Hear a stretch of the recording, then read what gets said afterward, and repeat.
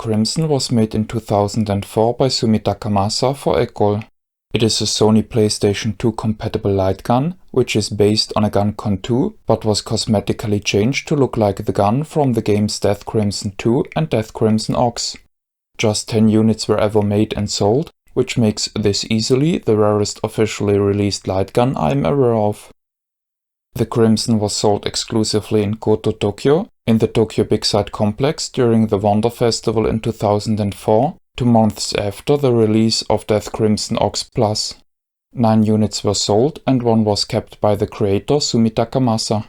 Years later the artist decided to sell this controller and I was able to buy it directly from him.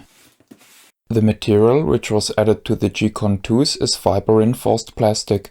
The controller is encased by it and can't be opened anymore without damage. The paint job looks absolutely phenomenal.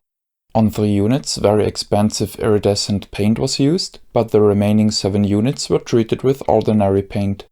At the cable a spring was added as reinforcement.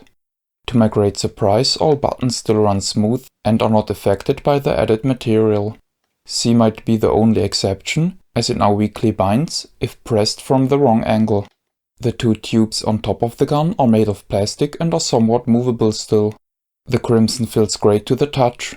None of the used materials are sticky or otherwise uncomfortable. Even though the controller was heavily modified, it still fits my hand well ergonomically. I have covered the original Sega Saturn game Death Crimson in episode 148.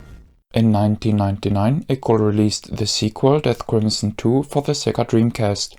In this game, the current gun design was conceived. It was prominently shown on the packaging of a light gun bundle, which contained the official Sega Dreamcast gun, and was also depicted in detail in the game itself. In the year 2000, a third game called Death Crimson Ox was released to arcades, which made heavy use of the in-game assets of Death Crimson 2, but is a distinct alternative game story-wise. The gun design was prominently shown in the cabinet artwork, but is almost completely absent in the game itself, where it is just partially visible once in a cutscene. The arcade cabinet itself was outfitted with the red dual-action blasters, which are Sega's most famous arcade guns and were used on a myriad of games. The game was ported to the Sega Dreamcast in 2001. At this point, Ecole and its partners stopped to show the gun design on the box art. This didn't change for the 2003 PlayStation 2 port, which was called Death Crimson Ox Plus internationally and GunCon 2 in Europe. In episode 148 I already introduced Sumi Takamasa as the creator of the Death Crimson light gun turret called Giant Crimson, which contains a glued-in-place Sega Saturn complete with trapped Death Crimson disc. He made the guns of the current episode before he did the turret and refers to them as prototypes. Mr. Takamasa is an artist and the director of the Wonder Museum in Fukuoka, in which he displays his work to a public audience. He's known for gorgeous sculptures, which often have a forest or fantasy theme to them. Personally, I love the Crimson and I'm extremely grateful that I was able to procure one.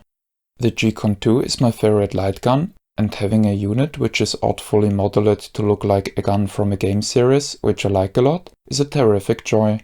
I am surprised about the high degree of similarity Mr. Takamasa was able to achieve in this conversion, as the GunCon 2 itself has an unusual shape. The packaging of the Crimson is a plain cardboard box with a sticker at one of the sides. While it is uneventful, I like the detailed descriptions and the well-shot photo. This is the end of the review. My name is Ben. I thank you for viewing.